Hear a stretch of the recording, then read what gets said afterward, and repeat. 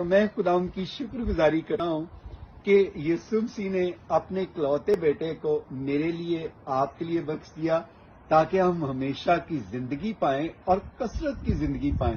तो खुदावंद यीशु मसीह ਸਭ ਤੋਂ ਪਹਿਲਾਂ ਤੇ ਪਾਦਰੀ ਅਨਵਰ ਫਜ਼ਲ ਸਾਹਿਬ ਸਾਨੂੰ ਦੱਸ ਦਿਓ ਕਿੱਥੇ ਲਿਖਿਆ ਵਾ ਜਾਂ ਵਹਾ ਦਿਓ, ਅਸੀਂ ਵੀ ਉਹ ਆਇਤੇ ਮੁਬਾਰਕਾ ਚੁੰਮੀਏ ਪੜ੍ਹੀਏ ਜਿਹੜੀ ਤੁਸੀਂ ਦੱਸਣ ਡੇ ਜੀ ਇੰਜ ਕਿ ਯਿਸੂ ਮਸੀਹ ਨੇ ਦੁਨੀਆ ਦੇ ਨਾਲ ਐਸੀ ਮੁਹੱਬਤ ਰੱਖੀ ਤੇ ਫਿਰ ਯਿਸੂ ਮਸੀਹ ਨੂੰ ਹੀ ਬਖਸ਼ ਦਿੱਤਾ।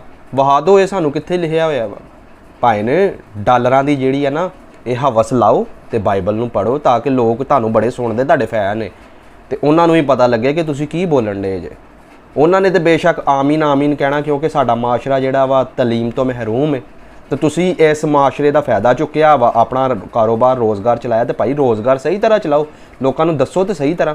ਮੰਨਿਆ ਤੁਸੀਂ ਰੋਜ਼ਗਾਰ ਬਣਾਇਆ ਵਾ ਲੇਕਿਨ ਇਹਨੂੰ ਚਲਾਓ ਸਹੀ ਤਰ੍ਹਾਂ। ਬੜੇ ਲੋਕਾਂ ਨੂੰ ਮਿਰਚਾਂ ਲੱਗਣਗੀਆਂ ਕਿ ਸ਼ਾਨ ਸਾਹਿਬ ਇਹ ਗੱਲ ਕਰਨ ਦੇ, ਲੇਕਿਨ ਵੇਖੋ ਕਿ ਕੀ ਉਹਨਾਂ ਨੇ ਇਹ ਗੱਲ ਸਹੀ ਕੀਤੀ ਹੈ। ਮਰਕਜ਼ੀ ਆਇਤ ਨਹੀਂ ਜਿਨ੍ਹਾਂ ਨੂੰ ਯਾਦ, ਠੀਕ ਹੈ, ਕੈਮਰੇ ਦੇ ਅੱਗੇ ਇਹ ਗੱਲ ਆ ਕੇ ਕਰਨ ਦੇ ਹੈ ਕਿ ਯਿਸੂ ਨੇ ਦੁਨੀਆ ਸੇ ਐਸੀ ਮੁਹੱਬਤ ਰੱਖੀ ਤੇ ਅੱਗੇ ਲਾਓ ਕੀ ਕਰਨਗੇ ਉਹ। ਖੁਦਾ ਤੁਹਾਨੂੰ ਬਰਕਤ ਦੇ।